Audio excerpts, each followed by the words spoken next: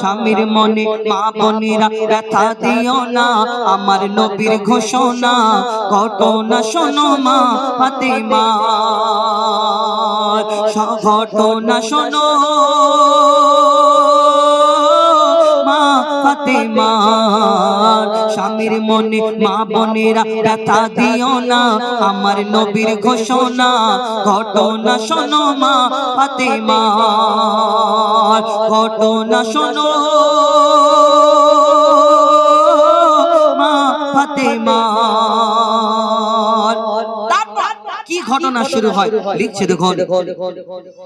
ওই যুদ্ধ করতে যাবে আলী, হাতে নিল তলোয়ার, যুদ্ধ করতে যাবে আলী, হাতে নিল তলোয়ার। মা ফাতেমা স্বামীর কাছে করলো এমন আবদার, মা ফাতেমা স্বামীর কাছে করলো এমন আবদার। যুদ্ধ থেকে ফেরার পথে আসবে যখন ঘরে, একটি নতুন কাপড় কিনে আনবে আমার তরে, একটি নতুন কাপড় কিনে আনবে আমার তরে। এই কথা শুনে, এই কথা শুনে হযরত আলী বড়ই দুঃখ পায়, এই কথা শুনে হযরত আলী বড়ই দুঃখ পায়। যদি আমি শহীদ হয়ে যাই, কে আনবে বলো কাপড় তোমার, কে আনবে বলো কাপড় তোমার। হযরত আলী মনটা খারাপ, কেন? তিনি মা ফাতেমাকে জামা দেবেন না, না তিনি চিন্তা করছে হ্যাঁ আমার স্ত্রী, আমার বিবি, যাকে অনেক ভালোবাসতেন, নবী নন্দিনী নবীর বেটি, যখন থেকে আমার সঙ্গে শাদী হয়েছে, বিয়ে হয়েছে, আমার কাছে তেমন কিছু চাই না, হঠাৎ আমার কাছে একটা জামা চাইলো, আমি যুদ্ধে চলে যাচ্ছি, যদি আমি আল্লাহর রাস্তায় শহীদ হয়ে যাই তাহলে আমার ফাতেমার আশাটা আমি পূরণ করতে পারবো না। মনটা খারাপ, এই কারণে যুদ্ধে চলে গেল। এদিকে ইমাম হাসান ইমাম হুসাইন ছুটে ছুটে নবীর ঘরেতে পৌঁছে গেল। সালাম কালাম হলো, হওয়ার পরে বলছে নানা গো তোমার আব্বা মা কি করছিল? বলে আমার আব্বা যুদ্ধে গেল কিন্তু মন খারাপ। কেন মন খারাপ? না আমার আম্মা একটা জামা চেয়েছে, ছোট বাচ্চা তো, না আমার আম্মা একটা জামা চেয়েছে, ওই কারণে মনটা খারাপ করে যুদ্ধে গেল নানাজি। যখন এই কথা বলার পরে আমার দয়ার নবীর চোখ থেকে পানি ঝরে। তারপর কি ঘটনা হয় লিখছে দেখো। ওই দুঃখ ভরা হৃদয় নিয়ে আলী গেল রনে, দুঃখ ভরা হৃদয় নিয়ে আলী গেল রনে, নানার কাছে ছুটে এলো হাসান হোসেন, নানার কাছে ছুটে এলো হাসান হোসেন, নানার কাছে ছুটে এলো হাসান হোসেন।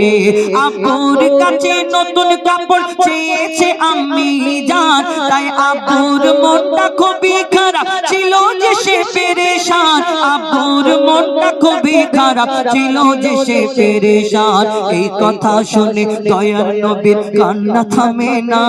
এই কথা শুনে দয়ার নবীর কান্না থামে না। কি ভুল করলো ফাতেমা, কি ভুল করলো ফাতেমা, কি করলে বলো বেটি আমার, কি করলে বলো বেটি আমার। বড় কষ্ট পেয়েছে মা ফাতেমার ঘরেতে। প্রত্যেকদিন আমার দয়ার নবী খোঁজ খবর নিতে যেতেন যে ফাতেমা কি করছে, প্রত্যেকদিন দেখা করতেন। কিন্তু একটা সময় এলো, 3 দিন হয়ে গেল মা ফাতেমার বাড়িতে আমার দয়ার নবী যায় না। মা ফাতেমা কাজ করে আর চিন্তা করে আহা আমার আব্বার কি হলো, শরীরটা খারাপ নাকি, কেন আমার বাড়িতে আসে না? 3 দিন হয়ে গেল। মা ফাতেমা ছুটে ছুটে পাগলিনী হয়ে ছুটে ছুটে আমার দয়ার নবীর ঘরের সামনে যায়। সালাম দেওয়ার পরে আমার দয়ার নবীর উত্তরটা দেওয়ার পরে অন্যদিকে তাকায়, মা ফাতেমার দিকে তাকিয়ে দেখে না। কি ঘটনা হয় কবি ছন্দের মাধ্যমে লিখছে দেখুন। ও যার মুখ না দেখে ঘুমাতো না দয়ার নবীজি আমার, যার মুখ না দেখে ঘুমাতো না দয়ার নবীজি আমার, রাতের পরে রাত কেটে যায় মুখ দেখে না ফাতেমা, রাতের পরে রাত কেটে যায় মুখ দেখে না ফাতেমা। মা ফাতেমা ছুটে এলো আব্বা জানের কাছে, তবু বেটির মুখ দেখে না, পিছন ফিরে আছে, তবু গো বেটির মুখ দেখে না পেছন ফিরে আছে বলছে নবী ও গো বেটি বাড়ি চলে যাও নবী বলছে নবী ও গো বেটি বাড়ি চলে যাও বলছে নবী ও গো বেটি বাড়ি চলে যাও আগে স্বামীর কাছে ক্ষমা চাও বলছে নবী ও গো বেটি বাড়ি চলে যাও আগে স্বামীর কাছে ক্ষমা চাও তবে করবে ক্ষমা আল্লাহ আমার তবে করবে ক্ষমা আল্লাহ আমার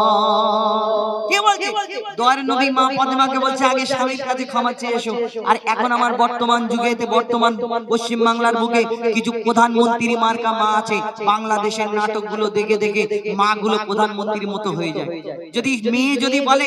মাগো তোমার জামাই আমাকে এরকম এরকম বলছে তুমি যদি আমাকে এই জায়গায় বিয়ে না দিয়ে গলায় কলসি ঢুকিয়ে আমার ওই লাল শানের পুকুরে ডুবিয়ে মেরে ফেলে দিতে তাও ভালো হতো তোমার এই রকম জামাইয়ের কাছে আমাকে দেওয়ার কি দরকার ছিল তখন মা বলে হ্যাঁ ফোনে এখন ফোনে যুক্ত হ্যাঁ কি বলেছে বলো একদম আমাকে বলো না তোমার জামাই আমাকে রাগারাগি করেছে এই কথা যদি শুনে মা তখন বলে হ্যাঁ কেন আমার কি কিছু কমি আছে নাকি আমার কিছু কম আছে তোকে যা বলবে তুই তাই বলে আদায় করে নিবি আর তোকে যদি দুঘা দেয় তুই চার ঘা মেরে নিবি কেন আমরা গরিব মানুষ আমাদের এত ক্ষমতা আমার পাওয়ার আর আমার মেয়েকে মারবে এরা শুনে নেব আমরা তোর পিছনে আছি তুইও যা করার করে নে এই প্রধানমন্ত্রী মার্কা মাগুলোর জন্য কিছু কিছু মেয়ে সারা জীবন ঘরে এসে পড়ে থাকে দয়ার নবী বলছে স্বামীর কাছে ক্ষমা চাও আর এই প্রধানমন্ত্রী মার্কা মা বলছে স্বামীকে মেরে নাও তারপর যা হয় হবে আমি পিছনে আছি দেখে নেব সাপোর্ট করে তো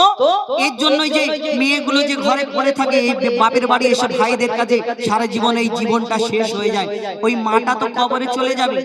গিয়ে শুয়ে কাদার তাল খাবে ও মা কি করবে কবর থেকে হাওয়া করবে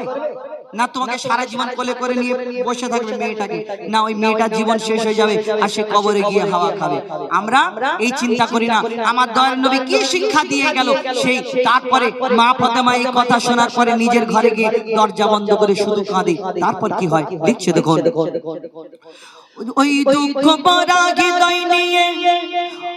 ওই যুদ্ধ থেকে হযরত আলী এলো যখন ঘরে যুদ্ধ হতে হযরত আলী এলো যখন ঘরে চাইছে ক্ষমা মা ফাতেমা পা দুটোকে ধরে চাইছে ক্ষমা মা ফাতেমা পা দুটোকে ধরে ক্ষমা করে দাও আমারে আর করব না এমন ভুল তোমার মনে ব্যথা দিলে ব্যথা পাই গো খোদার রাসূল তোমার মনে ব্যথা দিলে ব্যথা পাই গো খোদার রাসূল আলী ফাতেমা হাসান হোসেন নবীর কাছে যায় আলী ফাতেমা হাসান হোসেন নবীর কাছে যায় নবী মোর দেখে শান্তি পায় আলী ফাতেমা হাসান হোসেন নবীর কাছে যায় নবী মোর দেখে শান্তি পায় এমন ভুল কখনো করো না গো আর এমন ভুল কখনো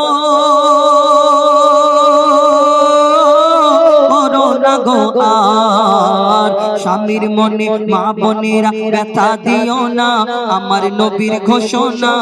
ঘটনা শোনো মা ফাতেমা সব শেষে হযরত আলী যুদ্ধ থেকে ফিরলেন মা ফাতেমা ক্ষমা চাওয়ার পরে তখন হযরত আলী বলছে বুঝতে পেরেছি তুমি কেন কষ্ট পেয়েছো কি হয়েছে আমার দয়ার নবীর কাছে ইমাম হাসান ইমাম হোসেনকে নিয়ে মা ফাতেমাকে নিয়ে এসে বলছে ইয়া রাসূলুল্লাহ আমি কষ্ট পাইনি আপনার মেয়ের জন্য আমি কষ্ট পেয়েছি যদি যুদ্ধে যাচ্ছি শহীদ হয়ে যেতাম এই কারণে তো সেই দিন আমার দয়ার নবী এই কথা শোনার পরে মিচকি হেসে মা ফাতেমাকে সেদিন এই উম্মতের শিক্ষার জন্য কি বলেছিলেন একটু মন দিয়ে শুনবেন লিখছে দেখুন বলছে নবী আল আরাবী শোনো বেটি ফাতেমা বলছে নবী আল আরাবী শোনো বেটি ফাতেমা আলী যদি আজ তোমাকে না করি তো ক্ষমা আলী যদি আজ তোমাকে না করি তো ক্ষমা